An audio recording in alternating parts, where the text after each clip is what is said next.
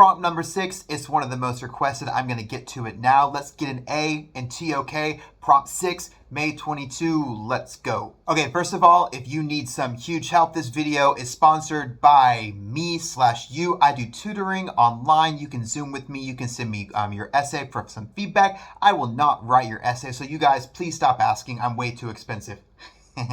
So check this out if you want to get in touch with me.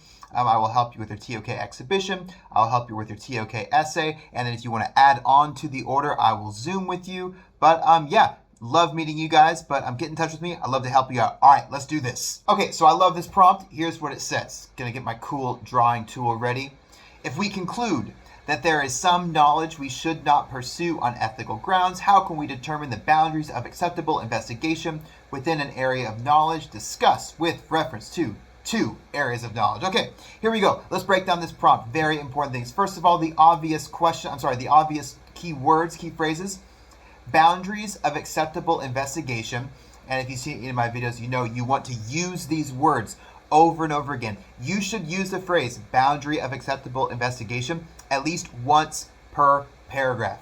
And then the next part is, what is the next part?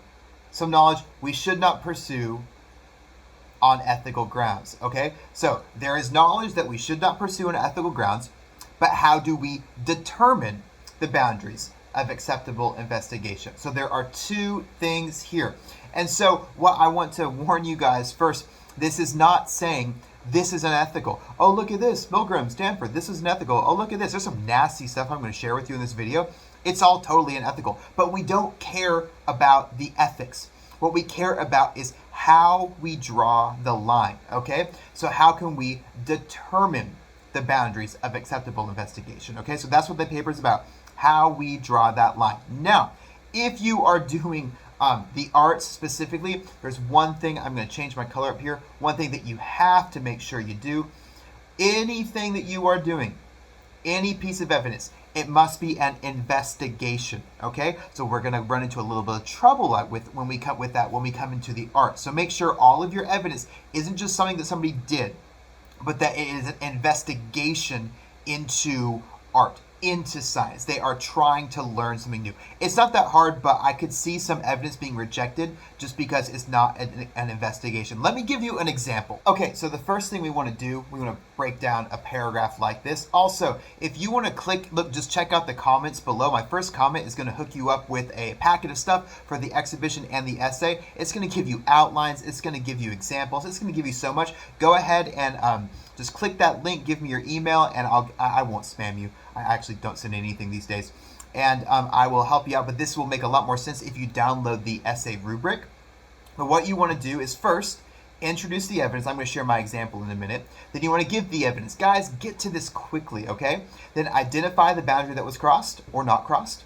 Discuss how the boundary was determined, and then come to a final conclusion. Or as the Nazis would say, final solution. Nazi jokes are not good, but we're going to talk about Nazis in here, so I know you did not see that coming. Okay, sorry, that was really inappropriate. I'm probably going to get canceled now. But I'm going to give you a really good paragraph, so let me help you with this paragraph. All right, so before I break down my paragraph, I just want to say if you steal this, your teachers are going to catch you because I publish all of this stuff on getanandtok.com.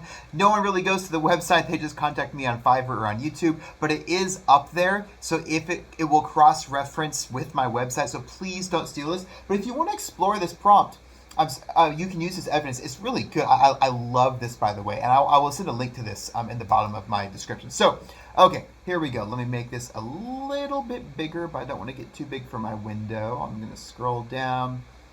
All right, that's probably good enough. May hate myself for editing it like this later. Okay, topic sentence. Most people would likely consider lying or breaking the law to be crossing a boundary of acceptable investigation. Bam, there I go. I've already used the phrase, right? Okay, then I clarify just a little bit. If one has to do something dishonest to gain knowledge, that action is unethical, right? Okay, so now I've 2 sentences, 2.5 lines. Now I'm getting straight to my evidence. Let's see. Artist Jens Hunning and the Kunsten, Museum of Modern Art may actually say no. After the museum paid Hunning over USD $80,000 to create a painting about labor.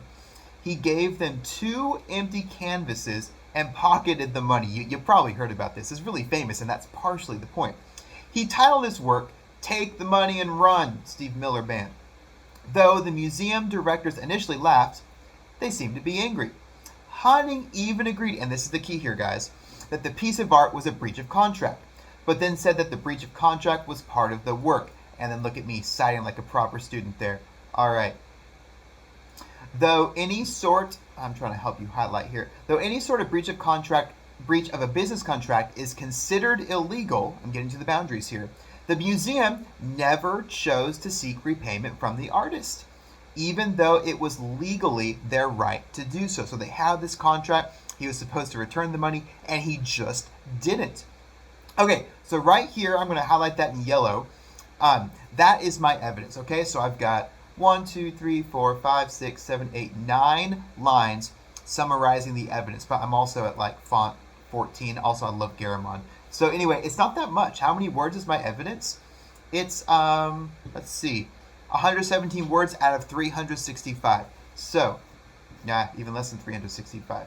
Okay, so it's not that long, and that's the key to making a good TOK essay, but it's also the key to having more than 4 points, because ideally, if you're wanting to score an A in TOK, which I know you are, you're going to need to have more than 4 points.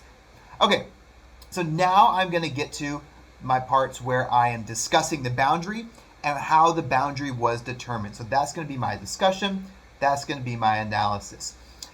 Though the artwork, if it could be called all that, is a commentary on capitalism's effects on workers, this real-life situation prompts us to ask whether or not breaking a legally binding contract is worth the knowledge of what happens when an artist rips off a museum. So right here I am saying, hey, there was a boundary, there's a boundary, and we're wondering, is it acceptable to cross that boundary or not?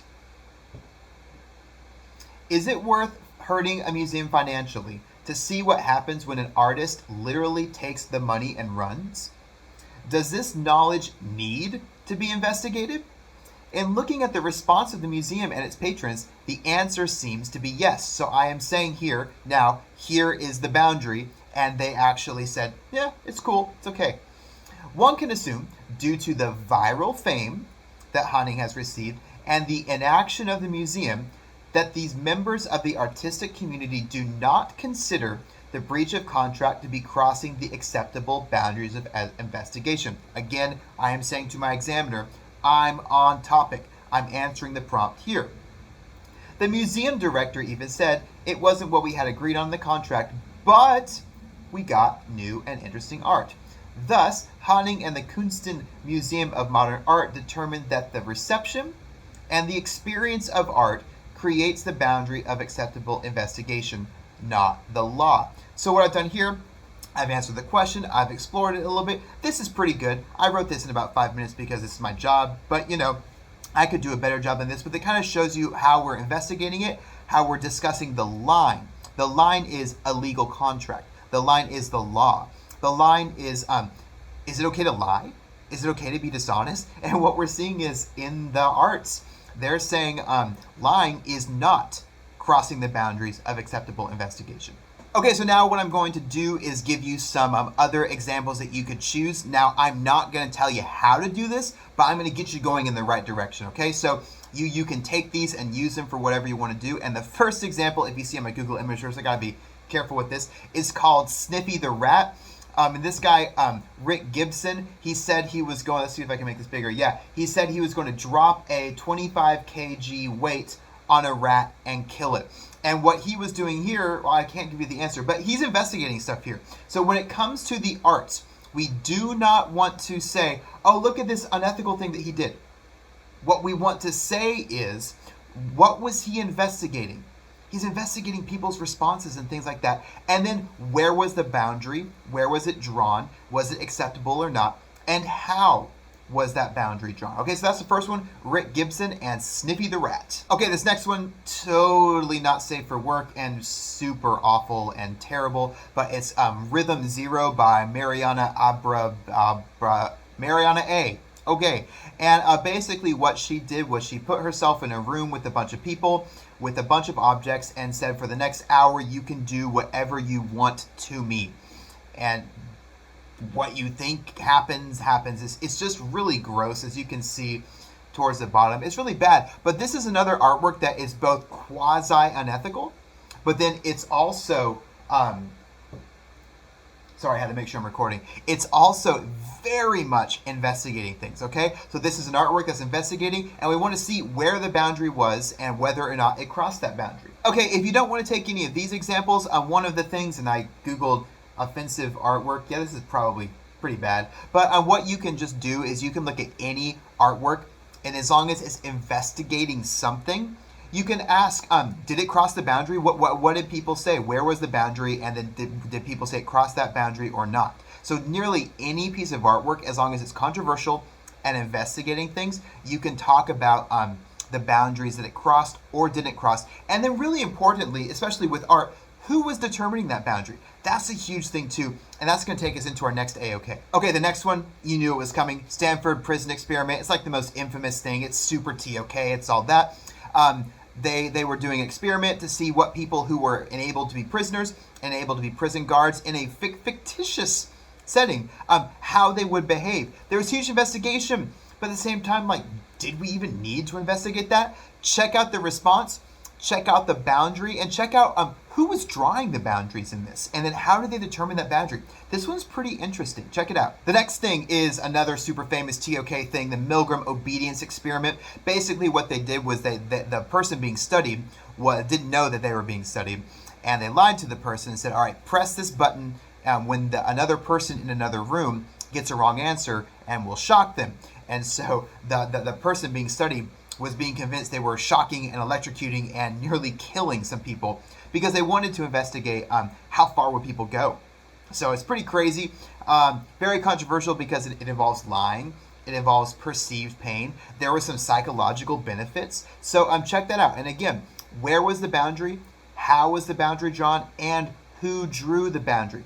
Or was there a boundary at all? All right, gonna hit up good old Wikipedia here. So right here we've got, sticking in the human sciences, Operation Midnight Climax / Project MK Ultra, which was done by the CIA, and it's dealing with some military stuff where they're basically trying to figure out ways to use drugs to make people tell the truth. So this is natural sciences / human sciences. It's just completely messed up. So again, when you look at stuff like this, you want to figure out why people stopped. Okay? Who made them stop? Stuff like that. Okay, this next one, this is the natural sciences. This is my favorite. So if everybody uses this, everyone's going to know that everyone watches my channel. Okay, so CRISPR is a DNA editing thing. I don't even know what it is. I don't even know if it's a machine or what it is. But basically, this Chinese doctor figured out a way to make it so these babies in the womb were immune to AIDS. He edited their DNA before they were born, but then the Chinese government, yeah, they locked them up. So anyway, check this one out. There's so many boundaries here, but when it comes to editing genes, editing DNA, we're trying to determine the boundary right now as we go. So again, who is drawing the boundary? Why did they draw that boundary? How did they draw that boundary? All of these are great questions to ask. All right, these next ones, we're just getting to all sorts of awful, unethical things here. But these are all going to kind of go into the humanity at its worst department. If you want to just skip ahead, if this stuff bothers you, just skip ahead. But basically, if you look at Japanese Unit 731, if you look at Nazi experiments on Jews, or a monkey, well, that's part of it. It's just awful. And then also you look at the guy who, J. Marion Sims, who basically invented gynecology by operating on slaves in America. Yeah, that happened. All of these people, they drew very different boundaries than doctors and scientists today, okay? So again, with these people, they are definitely investigating things. Where was the boundary and how was the boundary drawn? Gosh, it's just awful. And then the last thing that we can talk about when we're talking about natural sciences is the U.S. military. It's just crazy. They experiment a lot on their troops. And so that's a different thing. We're not experimenting on slaves. We're experimenting on people that are kind of volunteers because they've joined the U.S. military. But yeah, it's just wild. So think about that. Again, who's drawing the boundaries? Why do they stop? Why do they not stop? And what's their justification? And then Yeah, it's just crazy. Oh, yeah, there's totally one more, and I preview this in my other one. Let me get to it. Okay, the last one, again, U.S. government is just terrible. They were investigating what happens when syphilis goes untreated, and they used no medicine at all, just placebo on poor black men, just so they could see how bad syphilis gets when it goes untreated. So again, there really was no boundary, except there was. But why did the government do it just to black people? That's just awful. Yeah, great job, America. So yeah, anyway, where was the boundary? The very small boundary there. Why did they cross it? Why did they not cross it? This is the most depressing movie ever. All right, so there's a whole bunch of answers. If you are still stuck, if you're on a crunch, get help with me, get help from me on FIVERR, fiverr.com/PatFreakinJones. That's my name. I got a store there. I can work with your budget. I can make a custom offer. I can do whatever you want, except write your paper for you. All right, I hope TOK sucks a little bit less. I'll see you next time.